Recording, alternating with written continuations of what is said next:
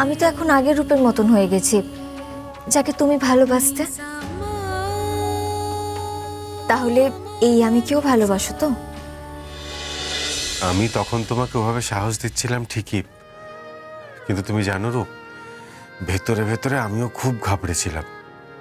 হ্যাঁ, তুমি রাত্রেবেলা বিনা ডিস্টারবেন্সে নিজে রিসার্চ করে একটা পদ লিখেছিলে ঠিকই, কিন্তু অতগুলো লোকের মাঝে ওই প্রেশারের মধ্যে তুমি যে ইমপ্রম্পটু ওরকম একটা পদ লিখে উঠবে, আমি নিজেও চমকে গেছি জানো।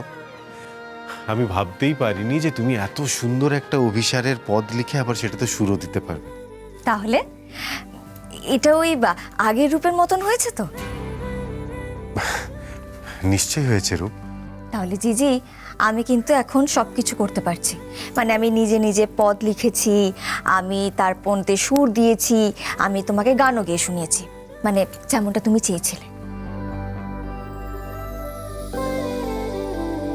আমার রূপ কত ভালো ভজন গাইতো, মানের পদ, অভিসারের পদ, মাথুরের পদ।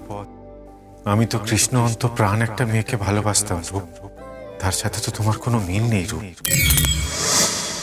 আর শুধু কি পদ বলো, আমি তো ওই বাসন মাজাটুকু ছাড়া সবকিছুই করেছি। মানে মহাপ্রভুর জন্য 56 ভোগ রান্না করেছি, মহাপ্রভুর পায়ে নিজেকে সারেন্ডার করেছি, তারপরে পদ লিখেছি, সুর দিয়েছি, গান গেয়েছি, সবটাই তো করেছি। তাহলে মানে তাহলে এবার তুমি এই আমিকেই ভালোবাসো তো? আমি যদি আগের মতন গান গাই, পদ লিখি, তাহলে তুমি আমাকে ভালোবাসবে জিজি? আমি তো এখন আগের রূপের মতন হয়ে গেছি, যাকে তুমি ভালোবাসতে। তাহলে এই আমি কেউ ভালোবাসো তো?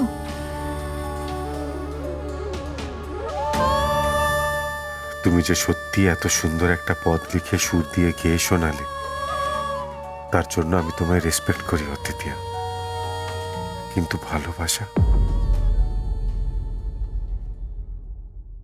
সেটা আমি তোমায় কি করে দেব? আমি যে শুধু রূপকে ভালোবাসি। কি গো, কোনো সাড়া দিচ্ছ না কেন? আমি কি এখনো সেই আগের রূপের মতন হয়ে উঠতে পারিনি?